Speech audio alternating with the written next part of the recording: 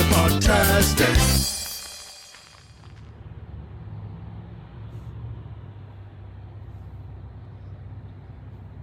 Neshaminy Mall. Good morning, MegaPodlings. It's Krazy Joe. We are back at the Neshaminy Mall. Have not been here since pre-pandemic. It's been a while. We're going to the old AMC in here.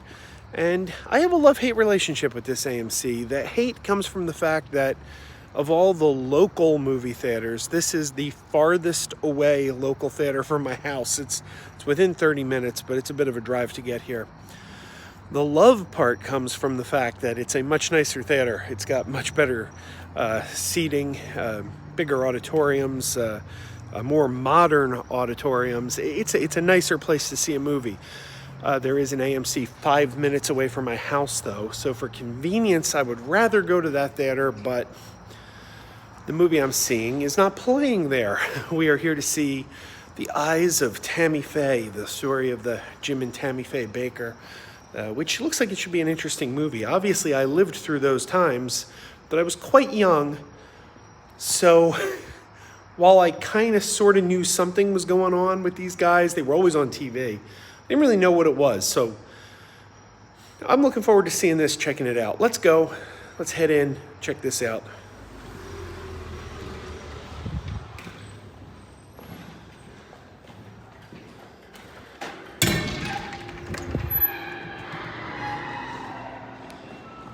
There it is, the theater.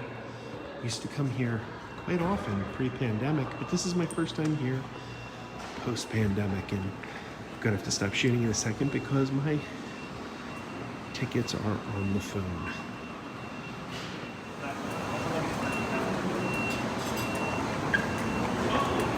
We're in Theater 10, but before that, going through the premiere member lane and filling the old popcorn bucket. Unfortunately, when I mentioned the really nice auditoriums, they are the ones up here in the front. But we're going to Theater 10, which is way in the back. And that is the older auditoriums. So, I mean, it's not that they're bad, but they are not nearly as nice. I would have preferred to be in one of the newer auditoriums, but it is what it is.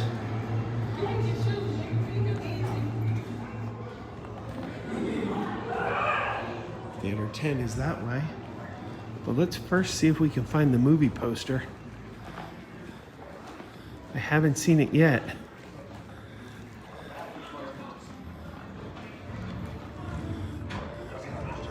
It's not over here.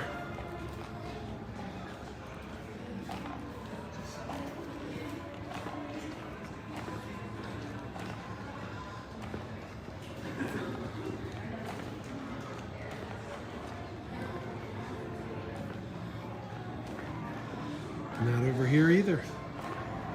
Well, no luck finding the movie poster, so let's head into Theater 10.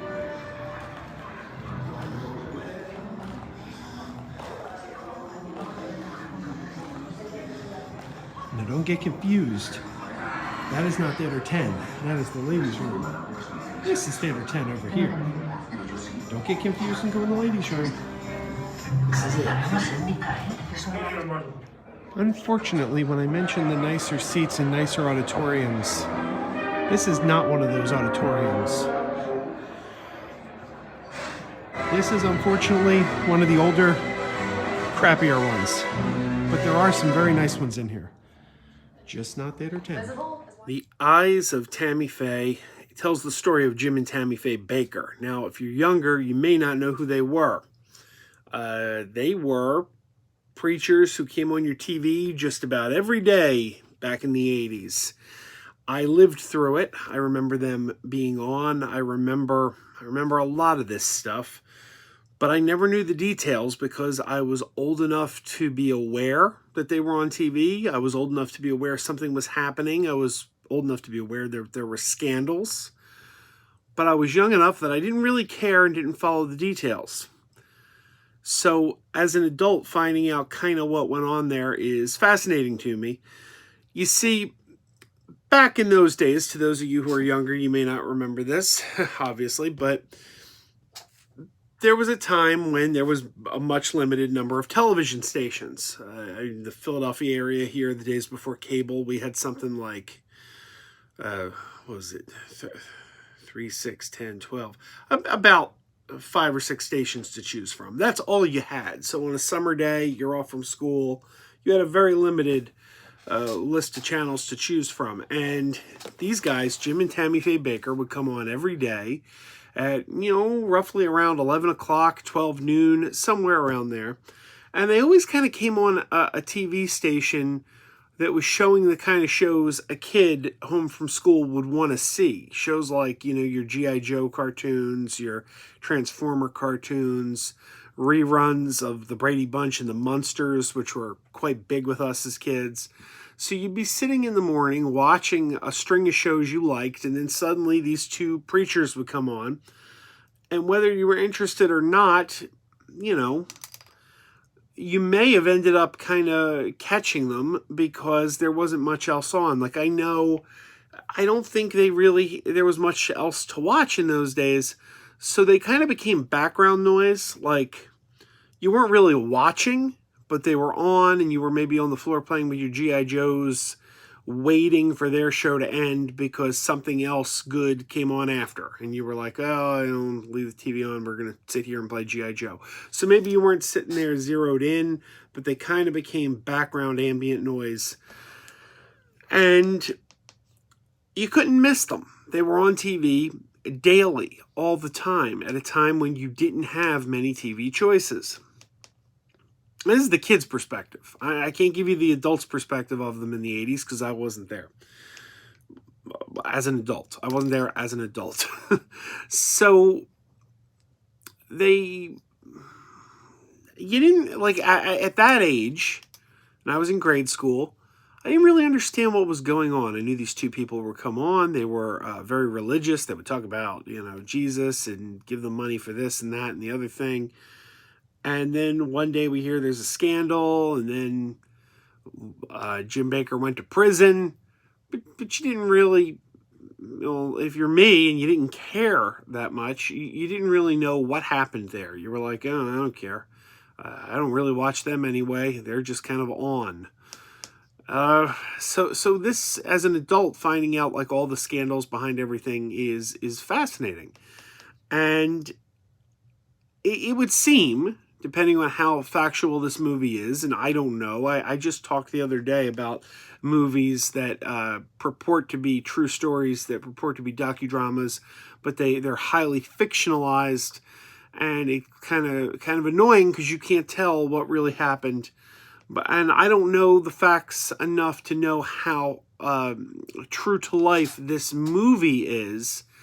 But the opinion I walk away from, having seen this movie, is that Tammy Faye Bakker was a pretty good woman who kind of got caught up and made mistakes in that she put too much faith in her husband, who was not doing the right thing. But she was too blind to see what her own husband was doing because she had such faith in him. That's the impression I get from this movie. Maybe that's inaccurate, but as for Jim Bakker, I would say he comes off as your typical villain who doesn't know he's the villain. Maybe his intentions are pure and he got lost along the way, but he ended up doing very, very bad things. So he's definitely the villain, but he would not describe himself as the villain. Which is always the best villains, right? They're complex. They don't know they're the villain. That's what I walk away from with Jim Bakker. I think he's a guy who probably started out with the best of intentions and just went way off the rails. And that's depending on if this movie's accurate. I will say that this movie is really well done. It's a quick pace. It keeps your interest from start to finish. And Andrew Garfield and Jessica Chastain give tremendous performances as Jim and Tammy Faye, especially Jessica Chastain, who completely disappears into the role. She's almost unrecognizable. I don't think, if you didn't know it was Jessica Chastain, you may not no, it's Jessica Chastain. She disappears into this role. And Andrew Garfield is quite good as well. Not as good as Jessica Chastain, though. Vincent D'Onofrio is also in this movie. He plays the Reverend Jerry Falwell, and he gives a pretty good performance, too. This movie is more centered on Tammy Faye. Obviously, she's the title character. She's the character everything focuses on in this movie. So we see everything from her perspective, which means a lot of the scandals and things that Jim Bakker was involved in, we only touch on them. We hear about them peripherally. They don't really get into the meat of them because it's more about her reacting to them. And it's probably that's the story they wanted to tell. But it does make me want to learn more and hear more. So I would love it if somebody, maybe there's already one out there and I don't know about it, but if there was a documentary about these events that really digs deep, I'd love to see that documentary.